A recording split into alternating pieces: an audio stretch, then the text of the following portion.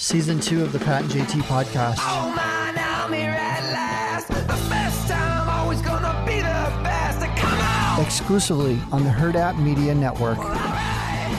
So here we are in the week of Christmas. A short week for a lot of people, that's for sure. Some people it's not, though. Obviously, Pat's not here, so, you know, he already dunked on me. But Cam's here. So, hi, Cam. How you doing? Morning, Jill. Good morning. Thank you for sitting in Pat's seat. Yeah. Is it too small? It is very small. Yeah. I fill it out well. That's all right. We'll see if he notices when he gets back. Yeah, there'll be just a nice big dent in it for me. Yeah. But anyway, yeah, Christmas week and gearing up for the holidays. For a lot of people, it might mean you get the next week off for some people, and sometimes it's just a long weekend or a couple long weekends, Christmas and New Year's.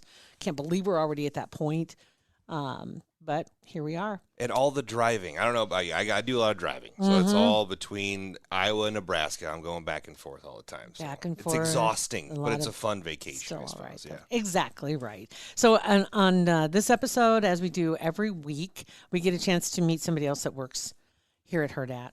And just kind of get a chance to find out a little bit more about them. And so this time we have Tayte Jussel with us. Hi, Tate. Hey. How you doing? Good. How are you? Doing good. And first I'm going to say that Tate is not here in the room with me, but coming in remotely. You're in Lincoln, right? Yes. Yep. Okay. So you want to kind of give us a little background on Tate and what it is that where you came from, what you're doing in Lincoln, and how you ended up at Hurrdat. Yeah, for sure. So I'm originally from O'Neill, Nebraska. For people that don't know where that is, it's basically South Dakota. I go to UNL for advertising and public relations. I'm currently a senior there, and I'll be graduating in May. And I ended up at Hurrdat because of a program at my college, which is called Yacht. And one of the other interns, Reagan, is a part of that as well. So that's kind of how I got into Hurrdat. Yeah, and Reagan's kind of our cat wrangler for the Pat and JT podcast. She really is. And she takes care of a lot of things right now. And she started off in the same way you did with this. We had her on one of the episodes when she was an intern, right? And had her come in and get a chance to get to meet her. Now she gets to be on the show a little more regular, whether she wants to or not. We're making her a part of the show, which is kind of fun. So talk about O'Neill. Were you like a farm kid or a townie? I actually was a farm kid, surprisingly. I kind of hated it, not gonna lie.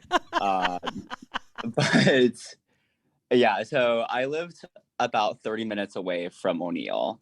So when it came to like basketball practice or anything like that, I'd usually have to leave around like 5 a.m. just to get to class or to practice on time. Right. So basically I was kind of in O'Neill from 5 a.m. until like 9 p.m. So that was always a fun time. Oh my God. Okay. So, all right. If you're doing that, who's doing chores? My dad. So you were kind of a quasi farm kid. Yeah. Like I lived on the farm, but did I do stuff? No. You found a way to get away from the farm a little bit. Yes. And spend more time in town. I used to Exactly. I knew some people up around Ainsworth area. Oh, okay. Yes. In that area. And then also, I was trying to think, there was also another little town we always talk about. It's like, we used to have this joke about little towns, because I've seen a lot of little towns in Nebraska that I've either had a beer there, rode a horse there, something like that. Something like that. It's just, we can name a town. In general, I can find someplace, if I haven't been there, somewhere close. But silly, I'm just looking here. You're basically just straight north of Greeley, I guess St. Paul, which is north of Grand Island. If you just go straight north. I always tell people I'm 45 minutes away from Norfolk. Somewhat a closer town or bigger town. Not too bad. That's all right. So do you miss small town? Sometimes yes. I miss like not having to deal with traffic, but other than that, no. No, 100%. But it's kind of funny though. You said you're senior in college. And I remember same thing at that age. Couldn't wait to go somewhere else. Yes. Right. And that same way, Cam, were you the same way? Oh, yeah. I'm from a tiny town in Iowa, and that was the deal. Like, oh, you got your diploma? Get out of town. Right. You're ready to go. Couldn't wait. Yeah. And even if it was across the state, even if it was across a state line, it didn't matter. Just you wanted to go somewhere else. And then oddly, it sucks you right back. you end up back and if you left Nebraska, you come back to Nebraska. It's the 20-year curse type thing. I think it is. And is it a curse or a blessing? Come on. It's a little bit of both. Yeah. I guess we'll see. I guess we'll see. But you do. There are times when you get in bigger cities, and then you're like, God, you kind of miss that nice quietness of the small town. And the fact of knowing people, which is also a blessing and a curse. Yeah, knowing everybody's business Yes. and them knowing yours. Yes. Was that a problem for you, Tate? Literally, whenever I bring people back to O'Neill, essentially, I can tell them like who lives here, the drama within the house, and everything with it. One of my favorite accounts is that Midwestern account that's on. It's across the board on all social platforms, but I love some of the things they put on there. It's just so like across the board for small towns and for larger cities too, in small neighborhoods, right? That they feel the same thing. It's like you give directions because you say, well, you want to turn at the red house on the corner, and then you're going to drive past the farm bin, and then then the next corner is going to be where you'll see the post with the boot. Turn left there, and then it'll be the third. Third driveway, not third block. It's That's like literally literally every farmer's direction. There you go. There you go. So tell a little more about what you do at Hurrdat.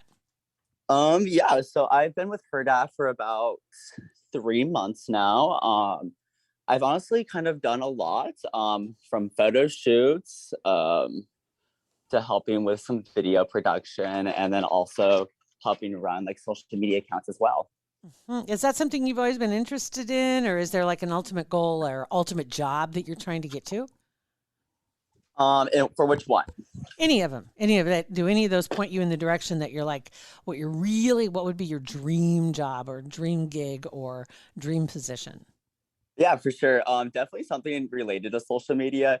I kind of like really decide if I wanted to go more, like more the photography and videography side and creating the content, or more kind of looking back and seeing the analytical side and kind of how we are going to get the message out there.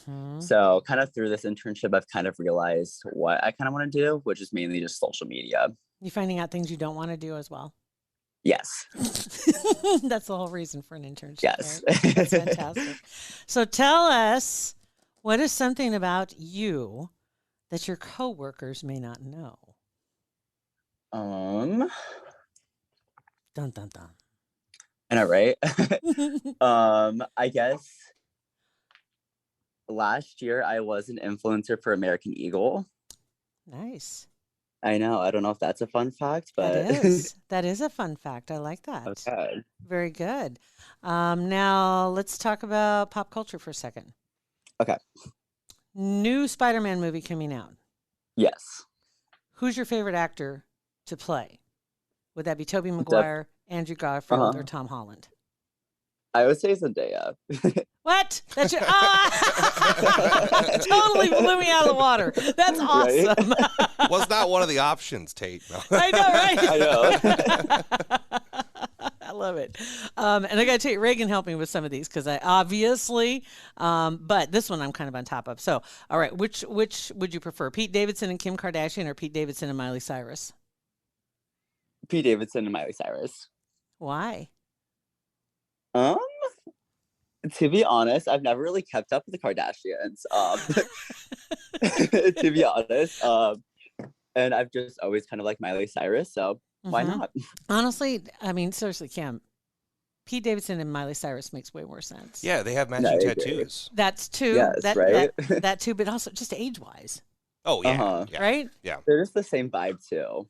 Yeah, and they were. I just saw them not too long ago on whatever late night show that they were on, and they feed off each other. Yeah, and they look better as a couple together. That's true too. They just kind of look like they go better together. Yeah, I mean, he's like what, 28? Yeah, he's coming up on 30, and I think Miley's right around there too. Yeah, so, yeah. And Kim's almost 40. 40, 40 I think plus. she's Yeah. just over 40, and has 4 kids, and then drama. All the Drama. I mean, you think Miley's drama, because Miley was always pulling attention toward her, right? Yep. Always jumping in front of the spotlight. But she's being cool now. She's kind of cooled it down. She has kind of like quieted. Wasn't down she on The Voice for a little bit? Was she a judge on The Voice? So Maybe. like that kind of stuff really slows you down a bit. You got now PR people are all over your stuff, and you got to be cool because NBC wants to have you back. Right.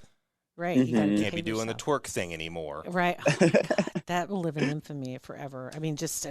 Oh my God, that vision in my head of that award. I don't even know what award show that was that she was on with. It was what's like his MTV, bucket? I think, With wasn't it? Thick. Yeah, Robin. I keep saying Alan in my head. That's right. Yeah. And I'm just like, oh my God, Foam fingers went. Sales of foam fingers went through the roof that we'll day. go on. We'll leave that one alone. So if you're not really following the Kardashians, I don't know if this next question will apply to you. Would you let Kim Kardashian represent you as your attorney?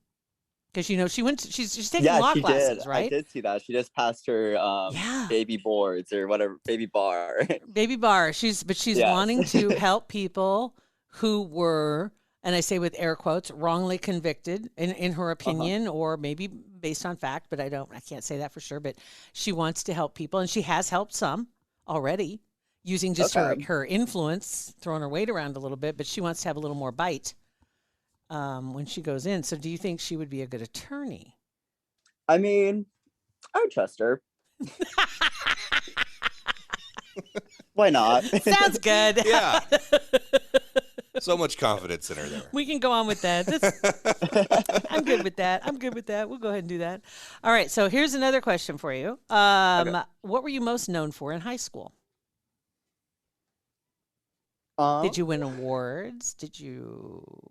Yeah, I was mainly known as kind of the person that didn't really leave school. Sadly. So basically, yeah, I just was kind of in every activity, from basketball to National Honor Society. I kind of just tried to do it all, but that's absolutely burned me out. Again, you go back to the blessing and the curse of the small town. That is the blessing and the curse of the small town. Is if you want, no, it really is, right. If you want to have a band, a marching band, and you want to have a football team, you've got to have cheerleaders and football players who want to do both. And you've got to, and if you want to have a drama club and a football team and a marching band, you have to have all three again. They have to play in all the realms, right? I agree. Like, you have to do everything, otherwise there isn't a team. Exactly. Yeah. And Tate's over here running 2-a-days for basketball, hitting the chess club, and then doing whatever else after school too. Right. And so you're crossing over trying to hit all of the different activities because you're in town all day. So you're able to do that. But I remember that too. That was the same thing. If you wanted to be in the drama club or you wanted to be on the speech team, and then you also wanted to play volleyball, and you wanted to maybe extra credit or whatever other work you wanted to do. Yeah, you had to do everything. No, you did. Otherwise, there wasn't going to be a team. But it also gave you the opportunity. And some people didn't look at it as an opportunity at the time. It was more like, I don't want to do this. It's like, but you have to do this. But then you look back on it and you think, well, at least you got the experience to try some stuff. No, I agree. Like, it was definitely good for like scholarships and stuff like that. Yeah. But literally once I went to college, I was like, what do I do with my time now?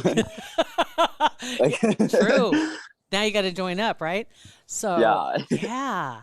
Interesting. So, all right. So in college then, or in high school, let's go back to high school just for a second. Okay. Just kind of like some of the activities that you did. What all were you taking part in? So the one thing that I mainly was involved in, so it was called Eagle Eye Broadcasting.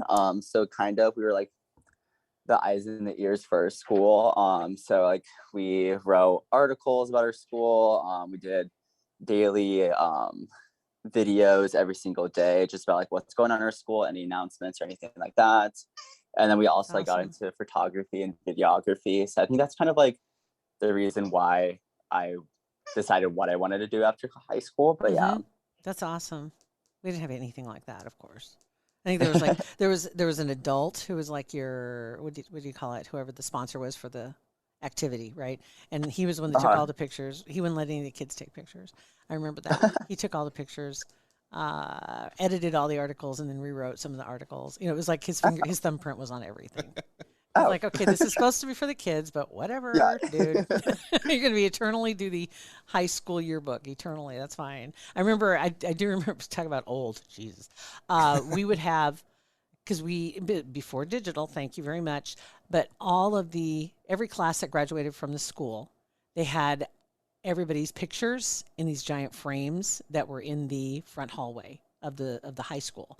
So everybody's picture was on there, and I had to write the names of everybody in the class underneath their picture by hand. I'm just saying, wow. right? I mean, it's like caveman talk. Get chisel out, yeah. Right? About. Oh, my God. Just about. How many people were in your class? We had 82. Okay. It was I probably had bigger. 23. Yeah, it was bigger than yours. Cam, what was yours? I had 43, and 3 did not graduate. Oh. So we were down to 40. 40. To walk, yeah. All right. So let me see here if there's anything else that I've missed. Finding out more about you. I did. Oh, yeah. I wanted to talk about your dog, too. We've heard your dog a couple of times during the podcast. Yes, Archie. Archie. Yes, I got him about a year ago. He's kind of going through his toddler phase right now. Awesome. But yes, very, very needy. He is a toy Aussie. A toy Aussie? Like as in an Australian Shepherd? Yes. Oh, they're so cute. How much does he weigh, or will he weigh? So he weighs about like 7 pounds right now. Okay. Yeah. Yes, and this is the biggest that he'll get. Good deal. That's awesome. Good for you. Have you had one of those before, or is that kind of a new thing? No, so I had a lab in high school, and then he recently passed away, so I decided to get a new one. You decided to downsize. Yes. Significantly. Yes. Good deal. Well, Tayte, thank you so much for jumping on the podcast with us. Yeah, no, thanks for having me. It's good to get to know you a little bit more, find out a little bit more about you and what you're going to be doing, and hopefully we'll be seeing you around the halls here soon, okay? Yeah, for sure. Have a happy new year and Merry Christmas. Yes, you too. Thank you. Yep, bye. All right, guys, so that was Tayte. That's another one, another Whodat for you. Somebody else from Hurrdat. I like doing these because it kind of gives you an opportunity to get to ask. Yeah, especially in the world we're in now, where it's everything's got to happen. There you go. Got to meet everybody. It's virtually. Pat and JT across all platforms, guys. Podcast, a Hurrdat Media Production.